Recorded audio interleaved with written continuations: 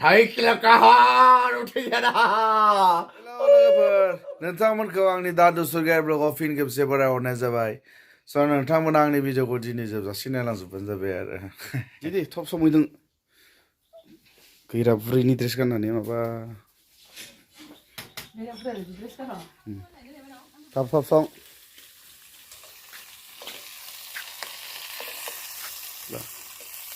बरिया मोजां फ्राय बानाय दसे दसे गैया मोनजाया नोंसोरो हाबायाव थांगोन जों जानांगौ बेखौ जालायनोसै लोगोफोर नै बुस्थुखौ गोथाव मोनलै आङो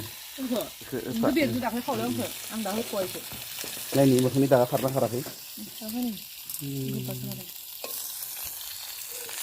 थाब दं लोङा लोगोफोर ना गोदोरनि बान्दारिखौ जानांगोन बरियाव दैखो ना गोदोरनि बान्दार लोगोफोर जानो ससे नोबो खालामनो हे मोनगोलांबाय गेसटिक जाजोब्बाय बुजाथारलांबाय आं सिंनिखौ जाया मोनाखोना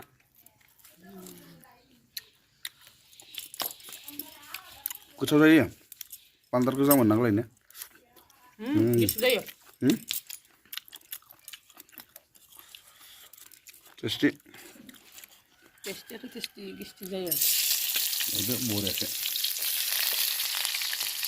ओमफ्राय अरदाबो संनानै एवाबो आं एवा थाइसु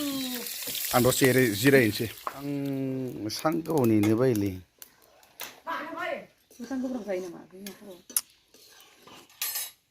आंबो मोजाङै होआ नामा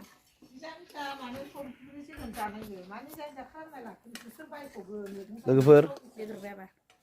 नेना उदैया एकदम जालायनोसै लोगोफोर नासोलै बेदर जाथाराखै नेने मोनजाबाय ओमफ्राय आं थुमना लालायनोसै थुमखांना आरो जिमाव खारलांलायनोसै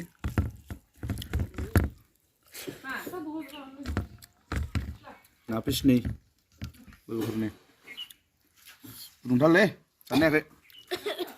जाखांलायबाय लोगोफोर सानजौफुनि नै जोंहा हाखा बुरैया जाथ'वा नङ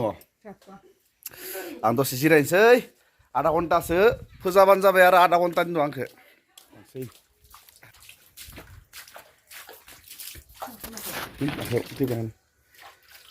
बेलासिनि जिमाव थांलायनोसै लोगोफोर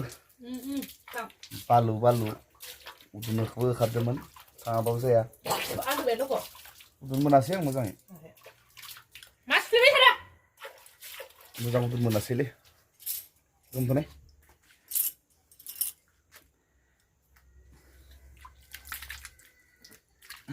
मा आन्दु नंबावनांगौ नोङो आन्दुबायानो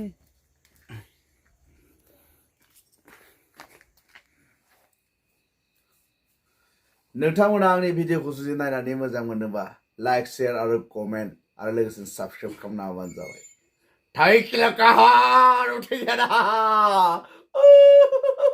साबस्क्राइब खालाम